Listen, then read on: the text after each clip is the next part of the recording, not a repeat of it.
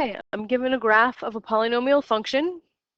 Function is called g, and the domain of g consists of all real numbers, but I've shown all the important features, all the x-intercepts, all the local maxes and mins, all the turning points, those kinds of things. All right, so on what intervals is g increasing? So to determine where a function is increasing and decreasing, you read the graph from left to right. And if the graph is falling, you're decreasing, and rising, increasing. And then the intervals you give are just the x intervals. So where is my graph increasing? Well, from here to here, the function is increasing. And then again from here onwards. So when I give my intervals of increasing, I would say, well, it starts at -2 and increases until 1. And then again, so I'm going to union that with another interval where my function is increasing, which starts at 3 and goes on for infinity. So there's my intervals where the function is increasing. So when I want to find where it's decreasing, again, I read from left to right, and I say, well, my function is falling here, and then again here. And I also just give x intervals.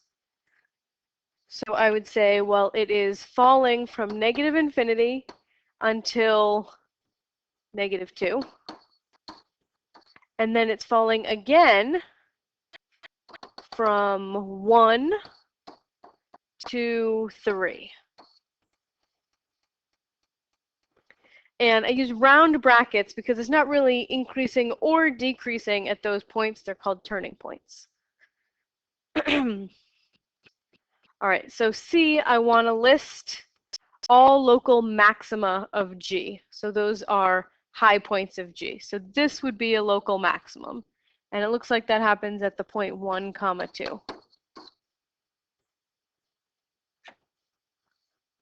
And I would answer this with a sentence, and I would say G has a maximum value of 2, and that occurs at x equals 1. Okay, so for D, I want to list all local minima. So those are low points. So we've got one here, and we've got one here. So this one looks like it's at -2, -5. So I would say G has a local minimum value of -5 at x equals -2. And then I would use similar language to describe this minimum. G has a local minimum value of, I don't know, that looks like -1/3 maybe, at x equals 3. Okay. E, is the leading coefficient positive or negative? Well, both arms are up, which means the degree has to be even.